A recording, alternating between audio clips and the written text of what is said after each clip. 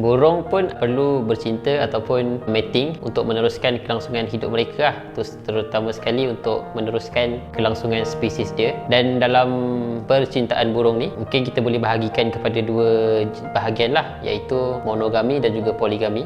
Monogami adalah bila mana hanya memerlukan seekor jantan dan seekor betina untuk mengawan lah. Dan kalau poligami mungkin beberapa jantan dan beberapa betina. Dalam monogami mungkin boleh bahagikan kepada dua bahagian, iaitu serial monogami dan juga long term monogami. Kalau serial monogami maksudnya dia hanya bersama ketika musim mengawan, dan kalau long term dia bersama sehingga satu pasangan dia mati. Okey, bagaimana burung betina memilih jantan? Ada beberapa cara lah. Contohnya macam burung jantan akan membuat sarang kemudian menyanyi. Ada juga burung jantan yang menghiaskan sarang mereka dengan benda-benda berkilau ataupun makanan-makanan. Dan ada juga burung yang memberi hadiah. Contohnya macam penguin, dia bagi batu kepada betina dan betina akan pilih lah batu yang paling besar daripada jantan. Biasanya memang pentinglah betina untuk memilih jantan yang tepat, sebab biasanya jantan yang bagus, contohnya macam bagus menyanyi ataupun bagi hadiah tadi, dia semestinya mempunyai parental care yang baik dan juga mempunyai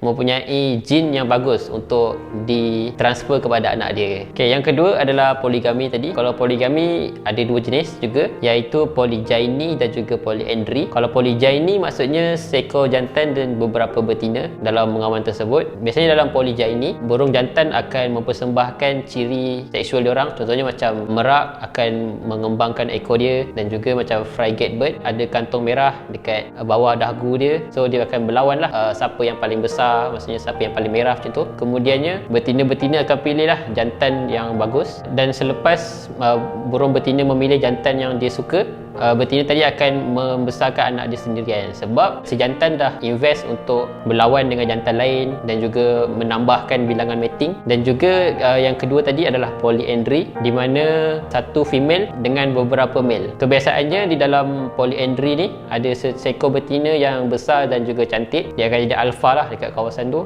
Dan setelah selesai musim mengawan, betina tadi akan bertelur di beberapa sarang dan akan dijaga oleh jantan-jantan. Betina tadi okey lah untuk bertelur dengan banyak, sebab dia tak perlu jaga anak-anak dia. Secara konklusinya, pengawanan ataupun percintaan burung ni ada beberapa jenis, dan dia bergantung kepada bilangan jantan betina dekat kawasan tersebut, ataupun sumber makanan dekat kawasan tersebut, ataupun ciri-ciri jantan atau betina tadi lah, sama ada jantan cantik atau betina cantik.